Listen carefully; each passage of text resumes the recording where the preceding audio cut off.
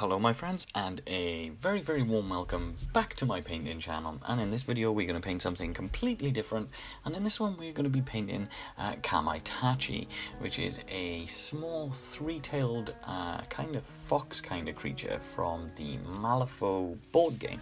So this is from the Malifaux set, and this is from the 10 Thunders box. So this one came in with the Tengu characters that I painted recently, so this is going to be a little bit of a different kind of painting. And so we're going to get straight stuck in, and we're going to start with a light earth color. So this color is going to be the main color that I'm going to paint the sort of fur, and pretty much we're going to cover the whole model in this. The cool thing is there's no real sort of skin tone or anything like that, so we're just going to go straight in with furs. We're going to change up some of the colors and mix things in. There's going to be a little bit of dry brushing and things later, but hopefully this is going to come out and be a little bit of a different kind of painting. So yeah, without further ado, like I say, we're just going to stick with the light earth first, and we're just going to paint over the whole model. As you can see, I've thinned this paint down quite nicely. It's always good to have a nice thin paint when you're painting. The last thing you want to do is go too extreme and use a paint that is too thick and then lose out on detail on your model. So it's always good to have a little bit of a thinner paint job, or a little bit of a thinner paint, because you can always add more layers should you need to. I'm going to go to one of my favourite colours. I'm using a beige red, which is a colour that I use quite often for skin colour on my models. For this one, that's all I'm going to do is I'm going to use this beige red just to paint the little pads on our little creature's feet, but I'm also just painting the inside of the ears in the same colour as well. And this is going to create a little bit of a transition between the fur to like the sort of skin kind of colour as well. We're also going to use a small amount of red, and this red is just going to basically sit inside of the mouth. You don't have to be overly careful doing all of the base colours, but I tend to find that if you try to be as careful as possible, then painting and building the colours back up a little bit later is always made simpler. For the little bell, we're going to use a gold colour, so I'm using Retributor Armour from Citadel, and again this is one of my favourite metallic colours. I've noticed a few people in my comment section haven't used Retributor Armour before and have asked me a little bit about it.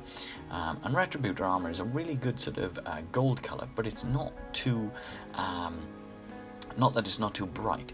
It's not a crazy vibrant gold, so it's a really good base color gold that you can then build back up from. So you can use some of the more vibrant golds to dry brush over the top to create a really good depth from.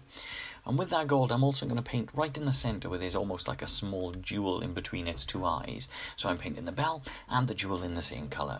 And I'm just going to use Avalanche Sunset Yellow just to paint a small dot in between in each eye at the moment. And from there then we're also just going to paint the teeth. For me, I'm using a very vibrant white colour, but you could paint these in a bone white, so the creamy colour if you wanted. The reason why I'm using white on this is because the light earth colour that we use in for the fur is already quite creamy, so I didn't want to go too much on the same colours. I wanted to try to mix things up a little bit. And just to add a little bit of the cuteness, I'm using a small bit of squid pink just across the very tip of the nose, just to kind of add a little bit of a cute touch to this kind of creepy looking creature that we are painting. From there then we're going to use a small amount of flat earth, and flat earth, if you'd followed the way that I painted the Tengu before, I've also already placed my models all on the bases, so that's all I'm doing is using the flat earth just to paint all of the dirt and everything just around the earthy area across the base. And then again, sticking with the base, we're just going to use a small piece of US Olive Drab. So we're just going to paint a little bit of this across the leaves that I've got glued down. And these are just small plastic leaves that I've cut out of terrarium tanks. So the kinds of plants that you can find in sort of your fish tanks, or in shops that sell sort of plastic bits that go into fish tanks. It's nice and simple. You just cut off a few bits and glue them onto the base. It's a really cool effect, and it makes the bases look really great.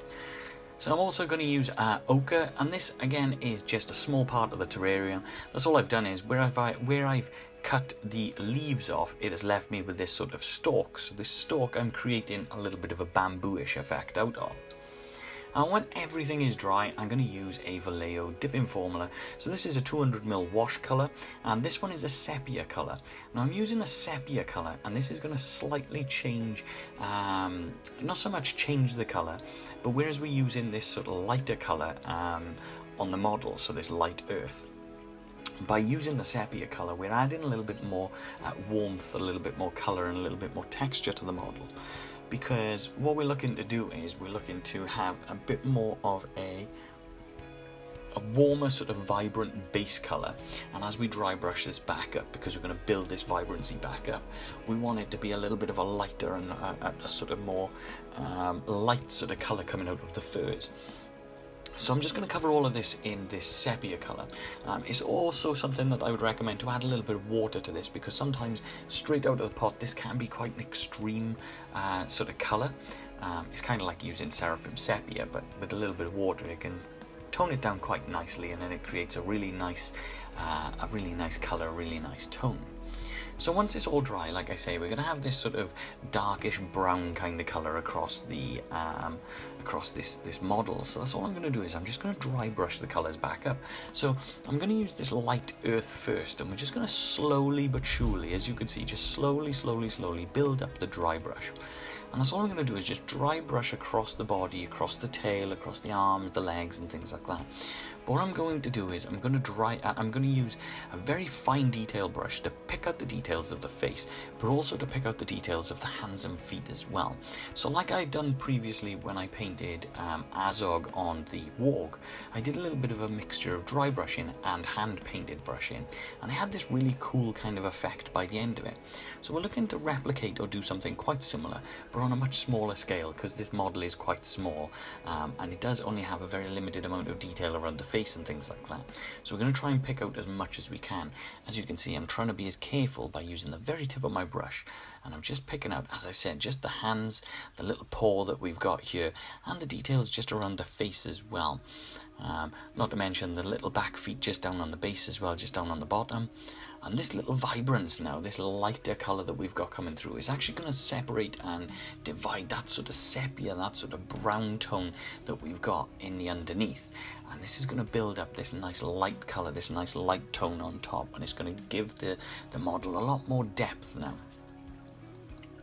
So where we've just used that light earth to the dry brushing, and then the sort of hand brushing just on those really extreme detail points, we're going to do the same thing again, but now this time we're going to use a lighter colour. So for this one we're using a vampiric flesh, which is a really nice light colour. It's a really nice natural vibrant step up from the light earth that we've been using.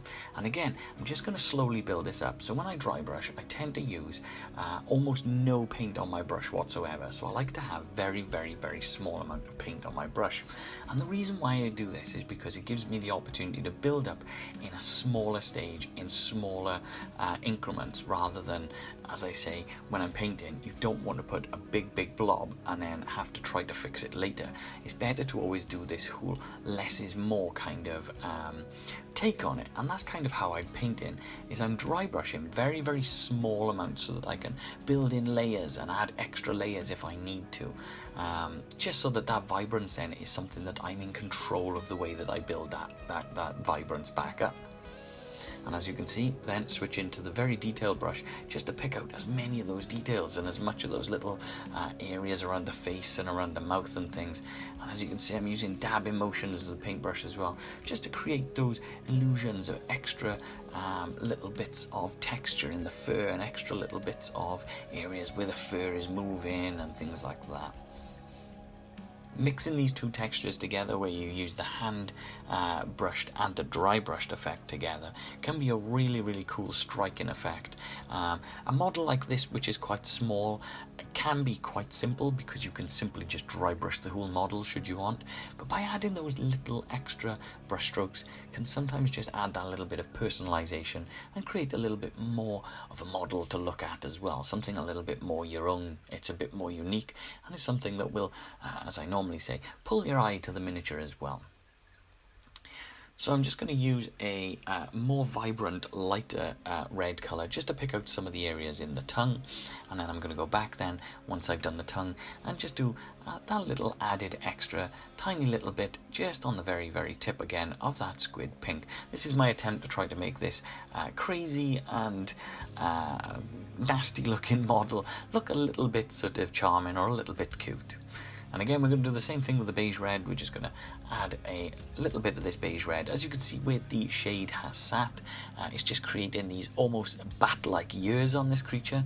So that's what we're going to do, is we're going to follow the area. We're going to follow that raised edge, those raised areas just up and around, as you can see. And this is building again more of that character, more of that hand-painted effect. And again, we're going to add that Avalanche Sunsets, that nice little yellow colour, just into the eyes, just in where the eye sockets are. Now, these are particularly small eye sockets, so this was a challenge indeed. I tend not to paint eyes too often on miniatures because I can find them quite frustrating, but if you wanted to join in and you want to paint them, you're more than welcome to follow along. And then we're going to go back and we're going to add this Retributor Armor Gold back onto the bell and back into that little socket just in the middle of the head as well. We need to build this colour back up because some of the dry brushing that we had done over the overall model kind of went a little bit crazy and added a little bit too much onto the bell. So by adding the gold, it just gives it that extra boost of vibrance and that extra metallic shine. We're also going to do the same thing on the base, so we're just going back to that flat brown colour, and we're just going to dry brush all around the edge of the base as well, just to add that little bit of a nice boost. And then we're going to go to the beige brown, and this beige brown is going to have a really nice automatic sort of step up, so this is going to create a really cool sort of highlight just around the edge of the mud, just around the edge of the dirt. And then we're going to paint the leaves using a medium olive. So we started with a US olive drab, and now we're going to go to the medium olive, and that's all I'm going to do is just pick out some of the details on the edges of these leaves by using a stippling motion. So the same sort of stippling motion that I would normally use to do leathers. This is creating a texture out of those leaves and creating an area where some of the darker colour is showing through on the leaves, and that's giving us again something a little bit more to look through on the eye because there's a bit more texture to it. It's not one flat colour, which is perfect. That's exactly what we're looking for.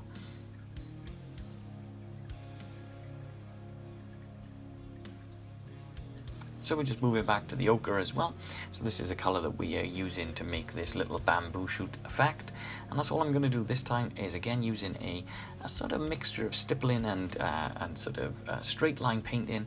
And I'm just going to try to create a few straight lines down here. So I'm leaving a little bit of the shade showing through. So this creates the illusion that there's a few sort of strands, and this bamboo almost looks like it's got a few sort of lines and a few bits of texture and things like that just running down through the bamboo sort of effect itself. And that, as I say, is just creating that texture and that illusion that there's a few sort of strands and textures and things just running down and along the model like so. This is a really cool, easy kind of effect to make. It's also a really cool technique that you can use when you're painting wood. It's just to kind of create that illusion that there's those strands and those deeper recess points, and it really does pop on the miniature as well. So for me, I'm just going to go around the base using the Tenebrous Grey, or a black if you like. Either way, the Tenebrous Grey has a really cool matte effect when it dries down, so this creates a really good colour and a really good effect just across the base here. And all in all, that's all you've got to do then is just add on some of your favourite little bits of grass tufts or some of your favourite little bits of foliage, just to create that illusion that the model is completed, or just to make it sit in and fit in with your army if you've got a certain sort of set of grass tufts and things that you've used. And once it's all done, it should look a little something like this. I've added, as you can see, a little bit of greenery with a little bit of red, and it's just adding to that sort of lifelike sort of nature or natural kind of effect that the model looks. And as I say, all in all, it's as simple as that.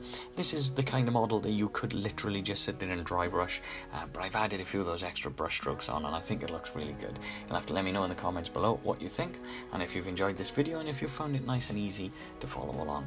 As always, my friends, thank you so much for your time, your patience, for your comments, for your positivity, and I will see you guys on the next one.